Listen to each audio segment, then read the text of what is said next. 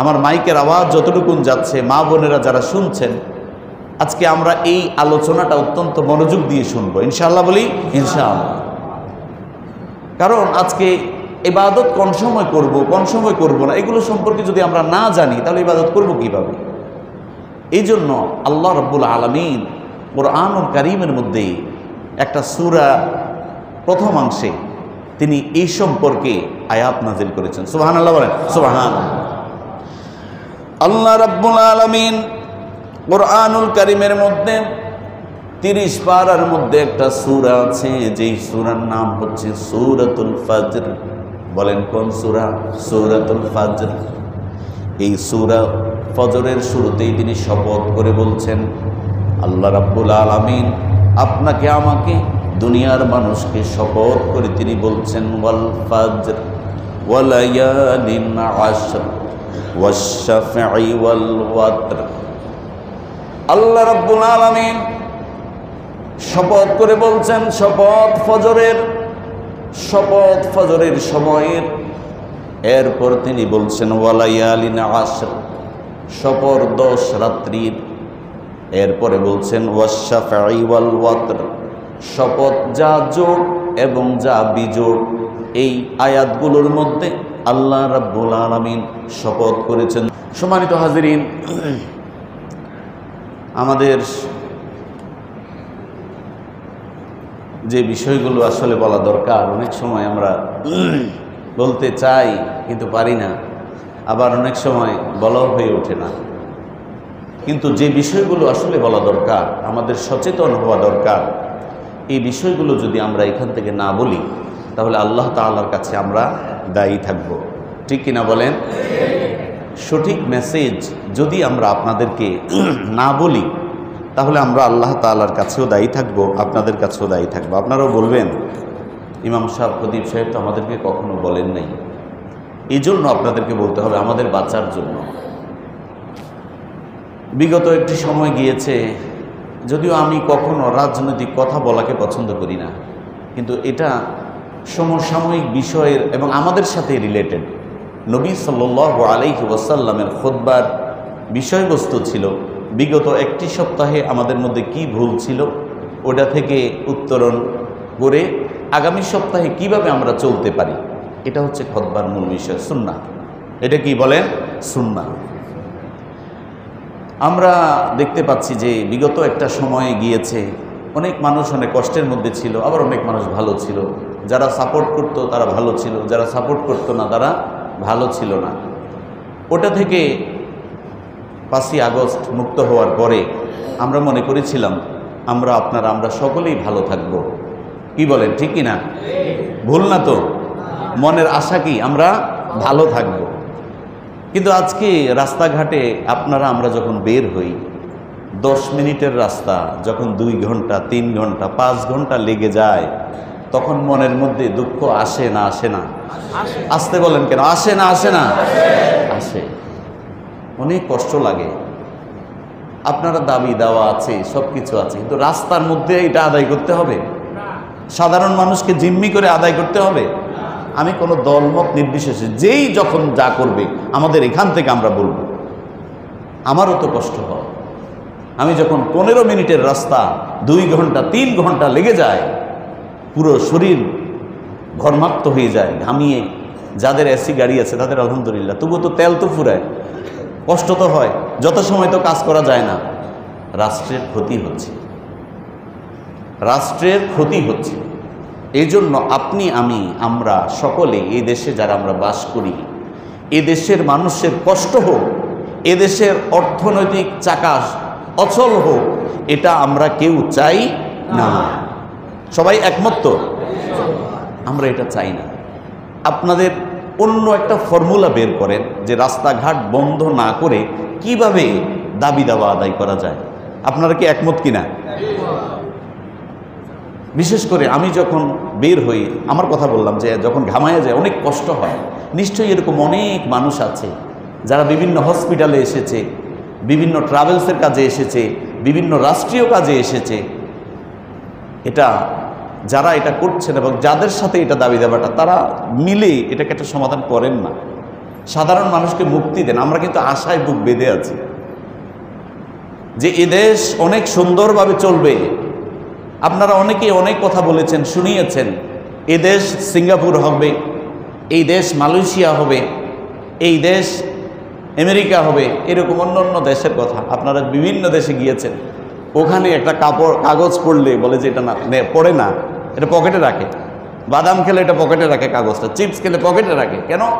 যদি দেখে তাহলে ফাইন হয়ে যাবে, জরিমানা হয়ে যাবে। আর আমরা আপনারা দুনিয়ার সব নোংরা কোথায় ফেলি? রাস্তার মধ্যে। অথচ অন্য মানুষ, তার কষ্ট হয় না? ঝাড়ু দিয়ে সব রাস্তাঘাট সব রাস্তার মধ্যে। কেন আপনি নির্ধারিত একটা জায়গা বিনের মধ্যে ফেলেন, ময়লার জায়গার মধ্যে ফেলেন? আজকে আমরাও সচেতন না। এজন্য আমি সবাইকে অনুরোধ করে বলবো যে মানুষের কষ্ট হয় এরকম কোনো কাজ, এরকম কর্মসূচি আমরা পালন করব না। দাবি দেওয়া থাকলে এটা অন্য কোন ওয়েতে পালন করা যায় এটা একটু চিন্তা করেন প্লিজ। আপনাদেরকে রিকোয়েস্ট করছি, চিন্তা করেন। মানুষের অনেক কষ্ট হয়, অনেক কষ্ট হয়। যারা কষ্ট দিচ্ছেন ঠিক আছে, আপনাদের দাবি আছে, কিন্তু দাবিটা অন্যভাবে। আমি রিকোয়েস্ট করছি সমস্ত মুসল্লি ভাইদের পক্ষ থেকে যে আমরা রিকোয়েস্ট করছি যে যেন এটা অন্যভাবে আদায় করা হয়।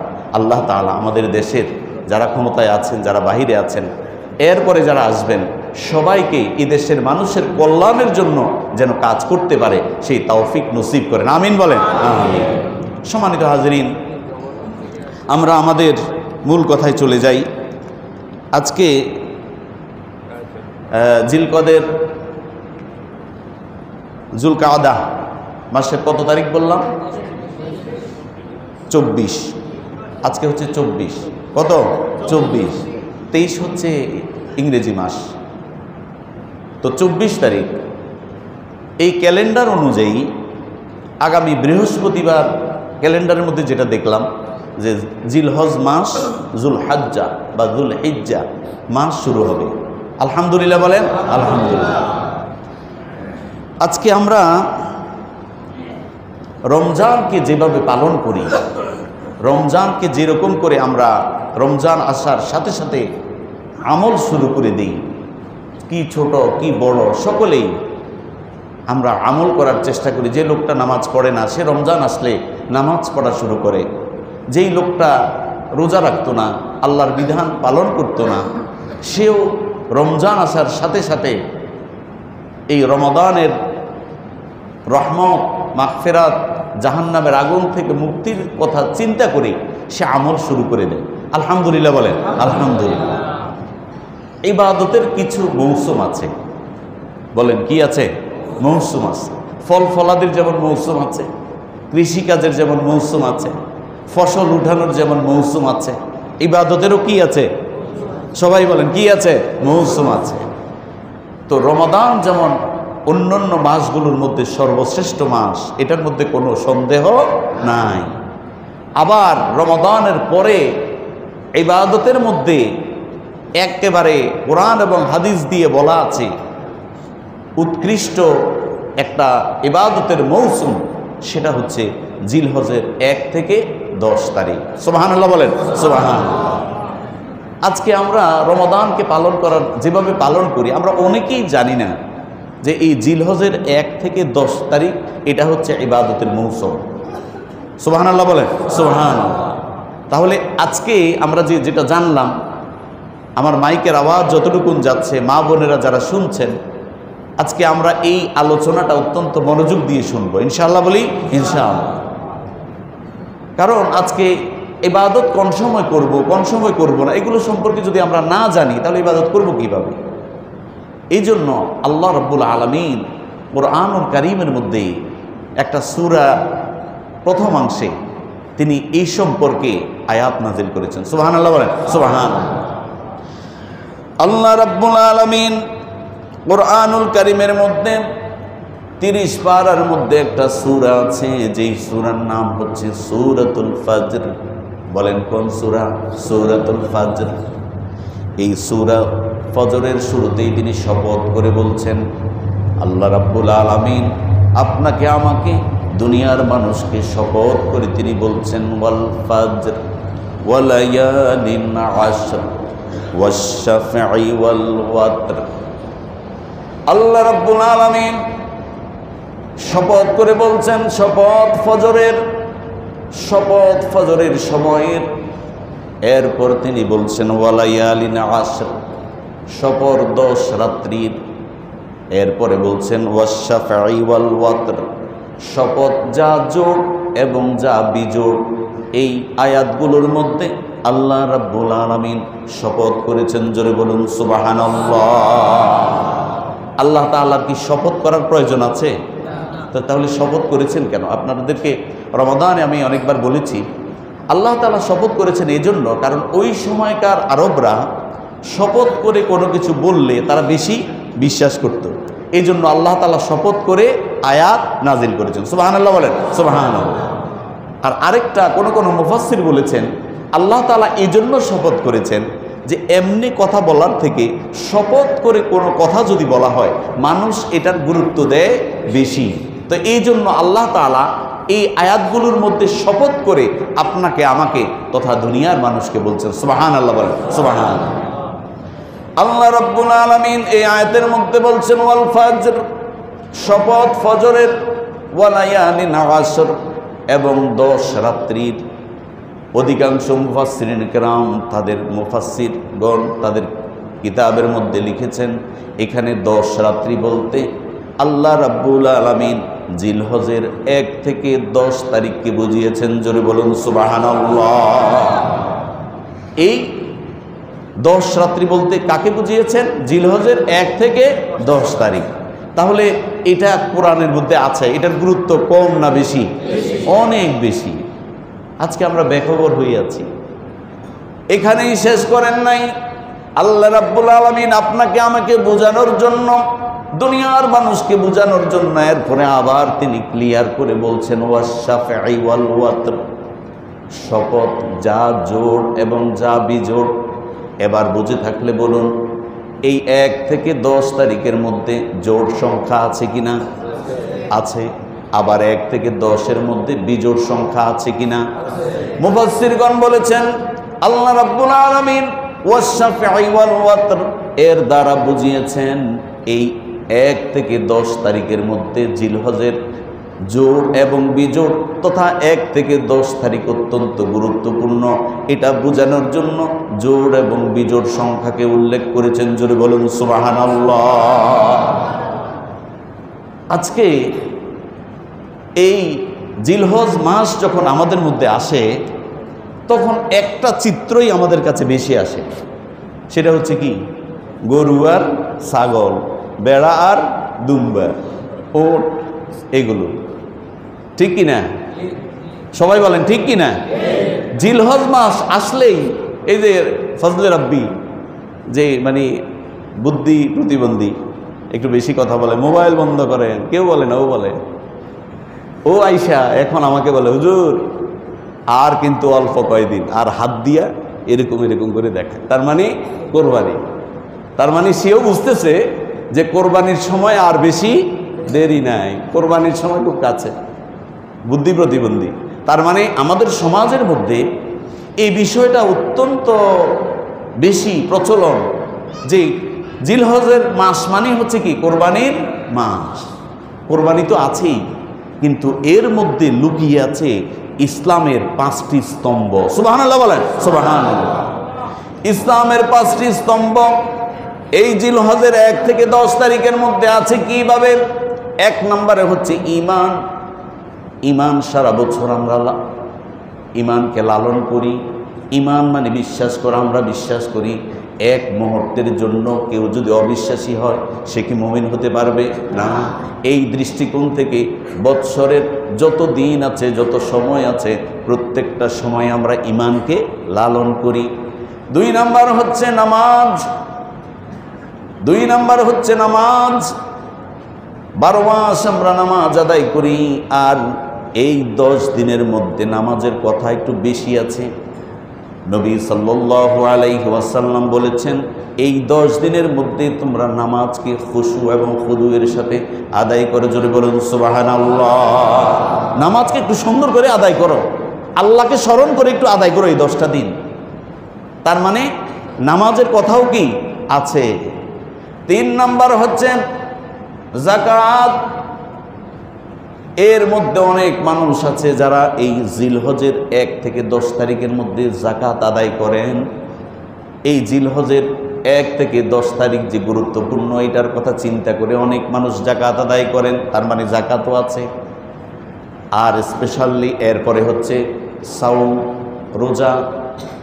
1 থেকে 10 তারিখ পর্যন্ত নবী সাল্লাল্লাহু আলাইহি ওয়াসাল্লাম রোজার কথা বলেছেন, তার মানে রোজাও আছে। আর হজ তো স্পেশালি এই মাসের মধ্যে, কোন মাসে? জিলহজ মাস। জিলহজ মাসের মধ্যে কি হজ।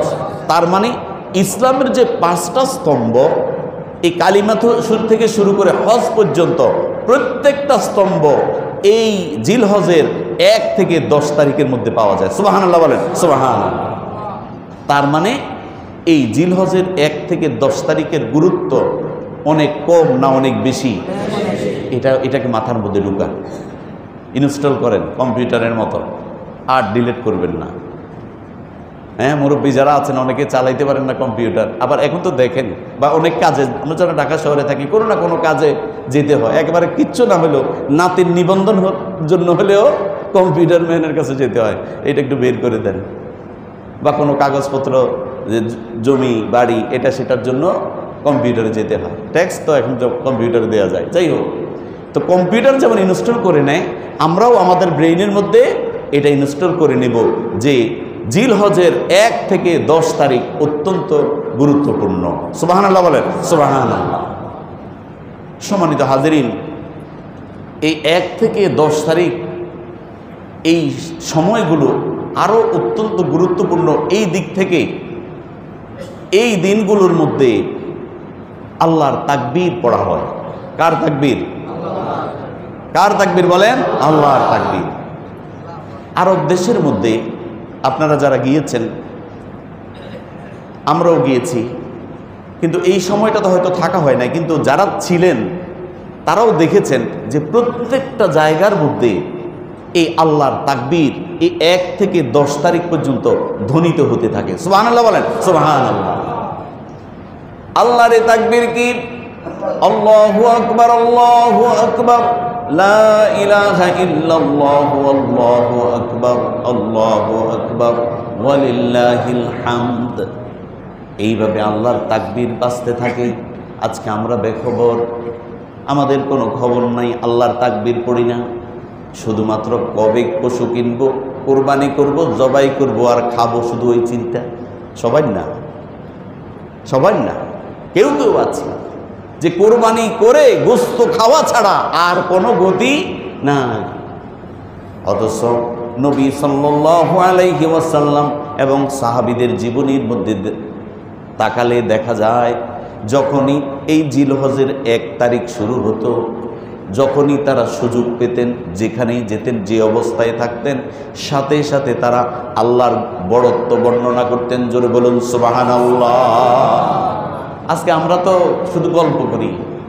আমি অনুরোধ করব, আমি সহ আমরা সকলেই যখনই সুযোগ পাব, এই জিলহজ মাস যখন শুরু হয়ে যাবে, তখনই আমরা কি দিব? তাকবীর দিব। সবাই বলেন, কি দিব? তাকবীর দিব। সবাই আবার আরেকবার আমার সাথে বলে ফেলেন, অনেকেই হয়তো পারেন না।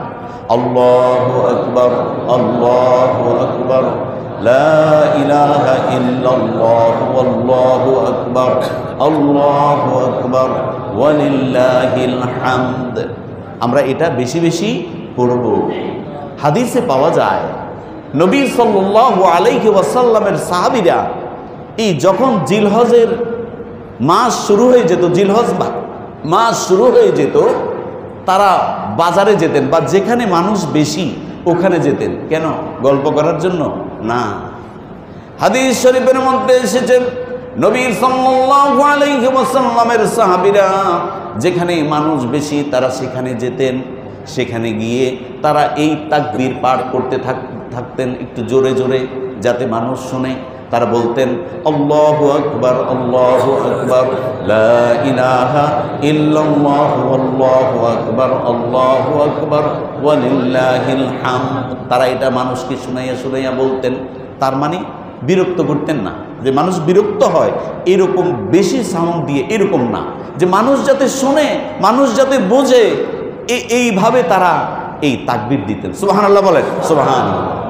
আজকে আমরা যদি ধরেন আমাদের যেখানে মাছের বাজার আছে, সেখানে গিয়ে কেউ যদি বলে আল্লাহু আকবার, আল্লাহু আকবার, লা ইলাহা ইল্লাল্লাহু, আল্লাহু আকবার, আল্লাহু আকবার, ওয়ালিল্লাহিল হামদ, এবার সবাই ওর দিকে তাকাবে, ভালো চোখে না বাঁকা চোখে?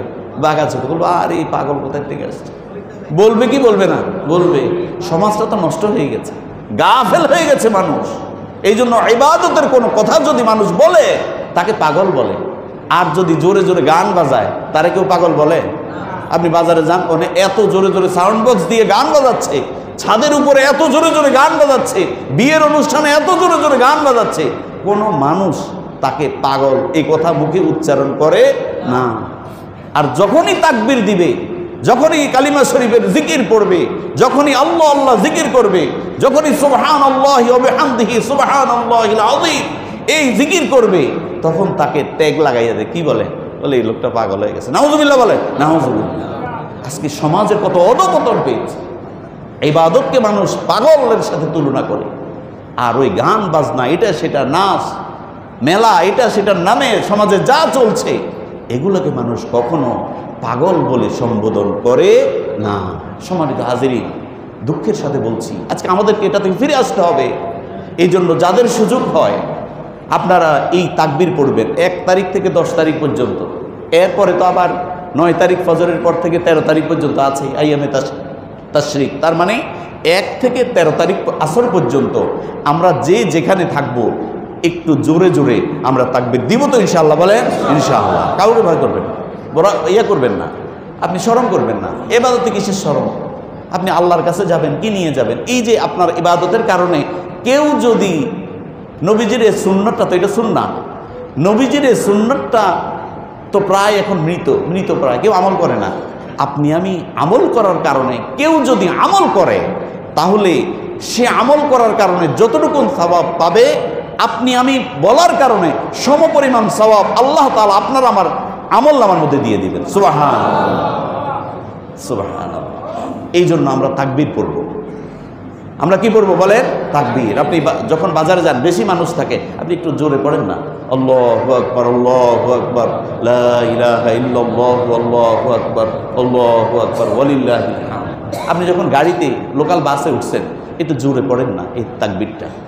এরপরে কেউ যদি আপনার দিকে বাঁকা চোখে থাকে, আপনি তখন একটু বলে দেন যে জিলহজ মাস চলছে 1 থেকে, হয়তো এটা শুরুতেই অনেকে মনে করবে যে মনে কোনো ক্যাম্বাসার উঠছে, আপনারা হয়তো ক্যাম্বাসারের সাথে তুলনা করবে যে সে হয়তো কোনো জিনিস বিক্রি করবে।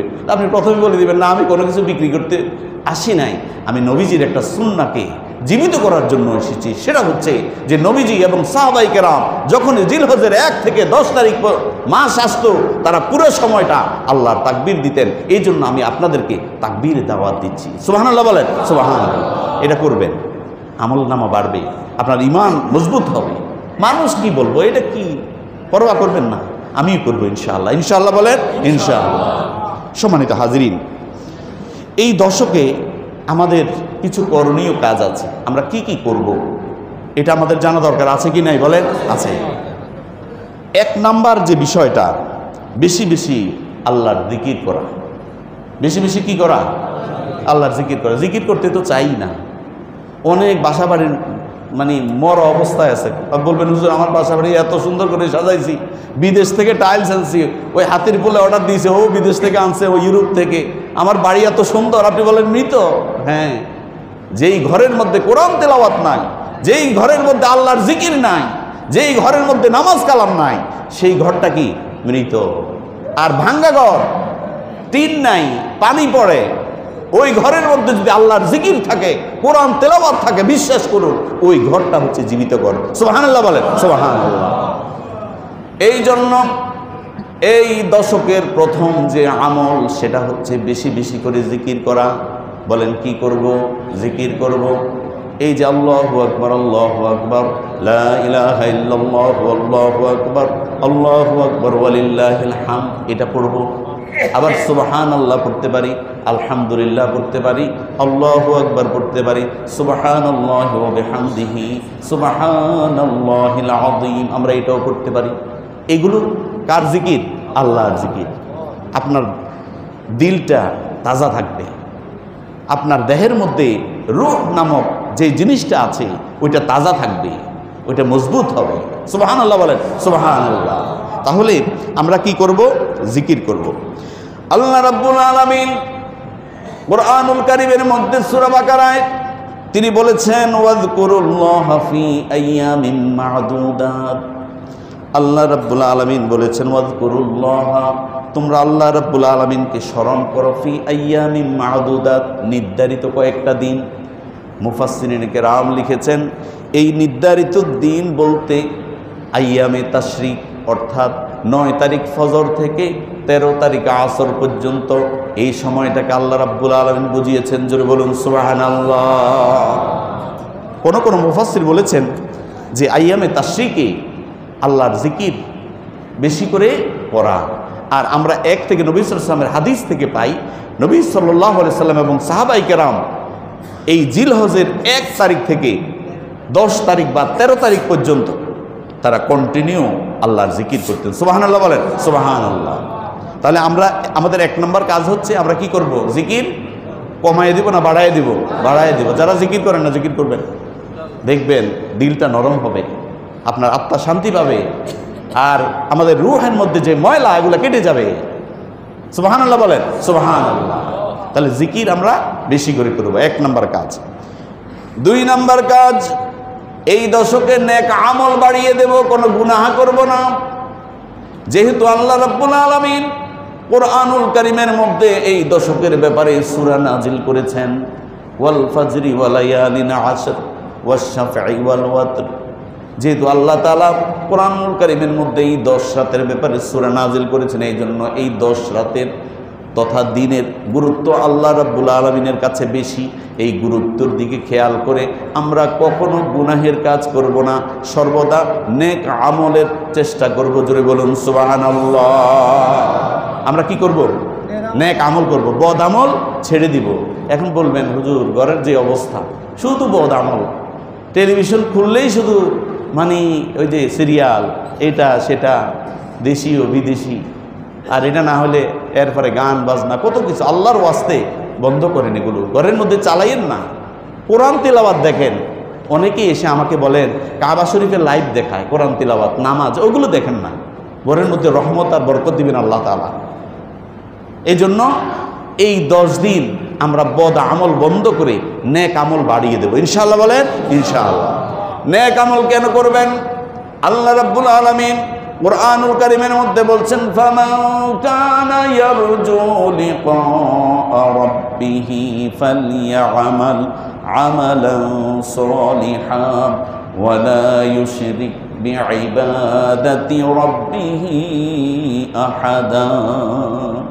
আল্লাহ রাব্বুল আলামিন বলেন, ফামান কানা ইয়ারজু, যেই ব্যক্তি আশা করে লিকা রাব্বিহি, তার রবের সাথে সাক্ষাতের, ফালিয়ামাল আমালান সলিহা, তাহলে সে যেন বেশি পরিমাণে রবের নেক আমল করে। জোরে বলুন সুবহানাল্লাহ। তাহলে রবের সাথে আমাদের সাক্ষাৎ হবে না হবে না? আরো জোরে বলেন, হবে কি হবে না? হবে। তাহলে রবের সাথে সাক্ষাৎ হলে, সাক্ষাৎ করতে হলে পূর্ব শর্ত যেটা, সেটা হচ্ছে কি? বেশি করে নেক আমল, বেশি বেশি নেক আমল। এই জন্য 2 নম্বর বিষয় হচ্ছে আমরা এই দশকে আমরা কি করে দেব? নেক আমল বাড়িয়ে দেব। 3 নাম্বার, সকল গুনাহ থেকে বেঁচে থাকার চেষ্টা করা। আপনি ব্যবসা করেন, ব্যবসার মধ্যে ক্ষতি হয় এরকম কোনো কাজ আপনি করেন না। ব্যবসার লস হবে এরকম কোনো কাজ আপনি করেন না। কেন? ব্যবসা না শেষ হয়ে যাবে। ঠিক এমনিভাবে বদ আমল করলে নেক আমলগুলো চলে যায়, এটা আপনি বোঝেন না কেন? যেই ব্যক্তির মধ্যে নেক আমল ঢোকে বদগুলো বের হয়ে যায়, আর যেই ব্যক্তির মধ্যে বদ আমল ঢোকে নেকগুলা বের হয়ে যায়। তার মানে ওই ব্যক্তি বদ আমল করতেই থাকে। এই জন্য গুনাহ থেকে আমাদেরকে বেঁচে থাকতে হবে। 4 নাম্বার, যাদের সামর্থ্য আছে, অনেকেই ইতিমধ্যে হজে গিয়েছেন, আলহামদুলিল্লাহ বলেন আলহামদুলিল্লাহ। এরপরে হজের মাস হচ্ছে 3টি। হজের মাস কয়টি? 3টি। কি কি? শাওয়াল, জিলকদ, জিলহজ। কিন্তু মূল কাজটা হয় হজের জিলহজের 8 তারিখ থেকে 12 তারিখ, 8 তারিখ থেকে 12 বা 13, এই কয়টা দিন হজের মূল কাজ। আর বাকি সময় কেউ যদি যায় উমরা করে কোনো অসুবিধা নাই। হজের নিয়ত যদি করে এই মাসগুলোতে তাহলে তার হজের নিয়ত হয়ে যাবে। সম্মানিত হাজরিন, এই জন্য যাদের সামর্থ্য আছে তারা হজ করার, এবার তো যারা গিয়েছেন, আর যারা এবার যেতে পারেন নাই আগামী বছর নিয়ত করেন ইনশাআল্লাহ, বলেন ইনশাআল্লাহ। এরপরে 5 নম্বর হচ্ছে যাদের সামর্থ্য আছে কোরবানি করা। কি করা? কোরবানি করা।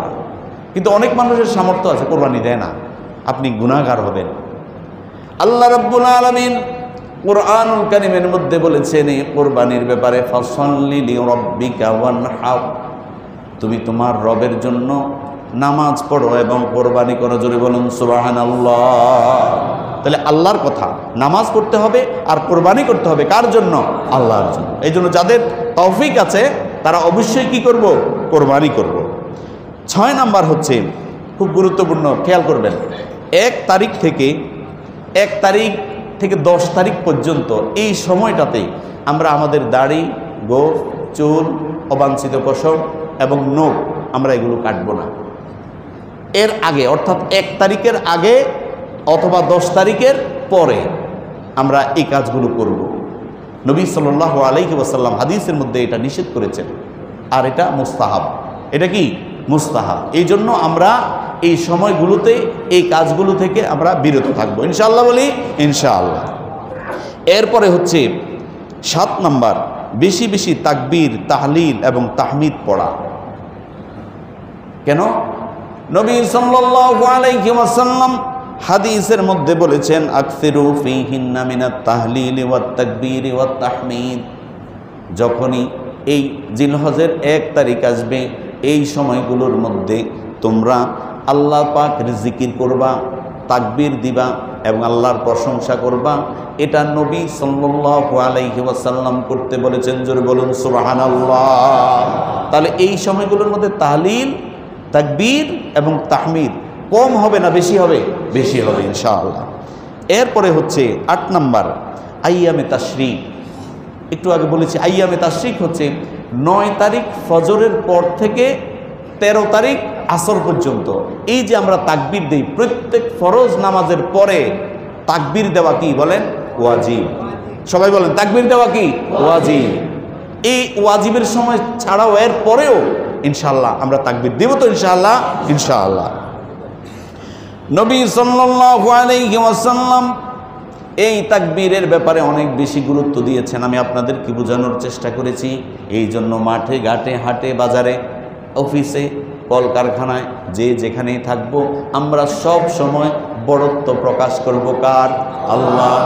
এই সময়গুলোতে অত্যন্ত গুরুত্বপূর্ণ, এই জন্য বড়ত্ব প্রকাশ করব কার? আল্লাহ। এরপরে 8 নাম্বার বললাম। 9 নাম্বার হচ্ছে 1 থেকে 9 তারিখ পর্যন্ত রোজা রাখা। সাধারণভাবে কি রাখা? রোজা রাখা।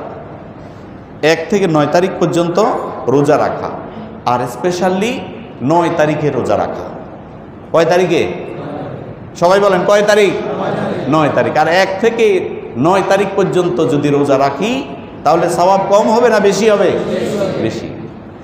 একখানা হাদিস বলি, عن أبي هريرة رضي الله تعالى عنه قال عن أبي هريرة رضي الله تعالى عنه عن النبي صلى الله عليه وسلم قال ما من أيام أحب إلى الله أن يتعبد له فيها من 10 ذي الحجة يعدل صيام كل يوم।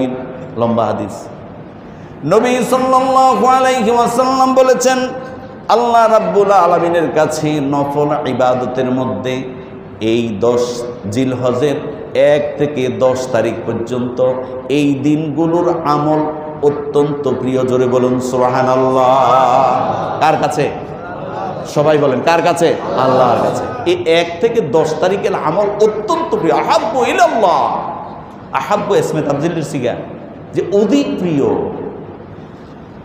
আল্লাহ রাব্বুল আলামিন কি যাজা বা প্রতিদান দেন? সিয়ামু কুল্লি ইয়াউমিন মিনহা বিসিয়ামি সানাতিন।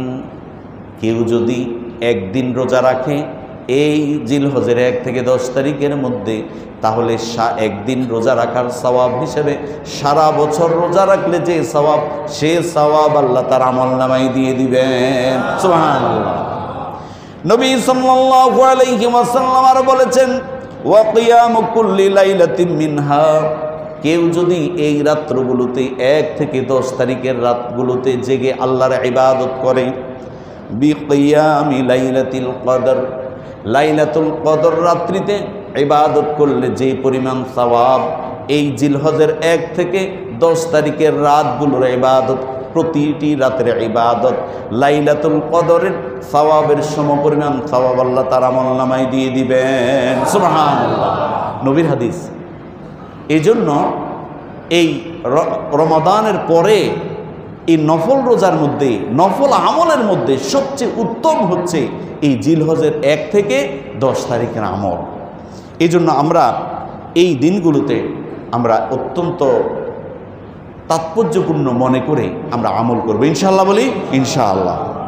সম্মানিত হাজরিন, হযরত কাতাদা রাদিয়াল্লাহু তাআলা আনহু থেকে বর্ণিত, তিনি বলেন, নবী সাল্লাল্লাহু আলাইহি ওয়াসাল্লাম বলেছেন আরাফার দিনের রোজা সম্পর্কে, আরাফার দিনের একটি রোজা কেউ যদি রাখে, তাহলে এই রোজার দ্বারা পূর্বের এবং পরের, পূর্বের 1 বছর এবং পরের 1 বছরের গুনাহ আল্লাহ রাব্বুল আলামিন মাফ করে দেন। সুবহানাল্লাহ। এমন কোনো হাদিস নাই যে পরের গুনাহের কথা বলা আছে, শুধুমাত্র এই আরাফার দিনের রোজার কথা, এইটা হাদিস আমি পেয়েছি। কেউ যদি আরাফার দিন অর্থাৎ 9 তারিখের রোজা রাখে, তার পূর্বের এবং পরের 1 বছরের গুনাহ আল্লাহ তাআলা মাফ করে দেন। সুবহানাল্লাহ। সম্মানিত হাজরিন, এরপরে হচ্ছে 11 নম্বর যে বিষয়টা, সেটা হচ্ছে কোরবানির দিন সকাল থেকে না খেয়ে থাকা। কোরবানির দিন সকাল থেকে না খেয়ে থাকা, এটা হল সুন্নাহ। এটা কি বলেন?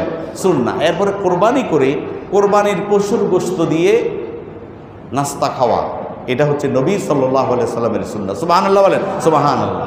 ঈদুল ফিতরে হচ্ছে এটার উল্টা। যখনই মসজিদে আসবে, ঈদগাহে আসবে, তখন কি করবে? কিছু খেয়ে আসবে, এটা সুন্নাহ। আর কোরবানির ঈদে রাতের বেলা খেয়ে সকাল পর্যন্ত বা কোরবানি পর্যন্ত কোরবানির পশু জবাই দিয়ে ওই পশুর গোশত দিয়ে ইফতার করা বা নাস্তা খাওয়া, এটা নবী সাল্লাল্লাহু আলাইহি সাল্লামের সুন্নাহ। সুবহানাল্লাহ বলেন সুবহানাল্লাহ।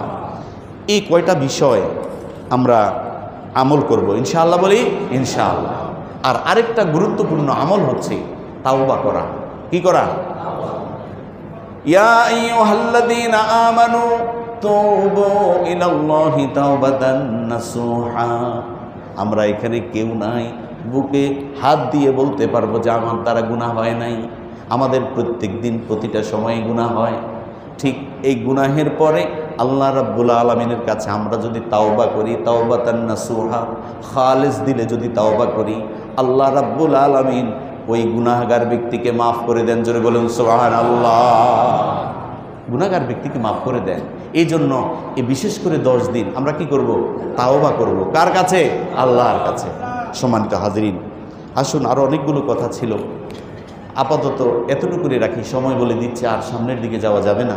যে আমলগুলোর কথা বললাম নিশ্চয়ই আপনাদের মনে রাখবেন, বাসায় গিয়ে মা বোনদেরকে বলবেন। আপনারা অনেক সময় আমরা বলি না, মসজিদে নিয়ম মেনে হয়তো আসি, এরপর আবার চলে যাই। আমি আপনাদেরকে শুরু থেকেই বলেছি একটা কথা, সেটা হচ্ছে যে বিষয়গুলো আমরা এই ছোটোখাটো মানুষ হিসেবে আপনাদের সামনে আলোচনা করি কোরআন এবং হাদিস থেকে, এগুলো একটু বাসায় গিয়ে বলবেন। আপনি হয়তো রোজা রাখেন না, সময় হয় না, কষ্ট হয়, কিন্তু আপনার বাসায় যিনি আছেন, বাসাওয়ালি, তিনি রোজা রাখেন, তিনি অভ্যস্ত। আপনি যদি বলেন, আপনার কারণে যদি উনি আমল করে বা আরও 5 জন আমল করে, তাহলে 5 জন আমল করে যে সওয়াব পাবে, আপনাকে আল্লাহ তাআলা বলার কারণে সমপরিমাণ সওয়াব দিয়ে দিবেন। সুবহানাল্লাহ।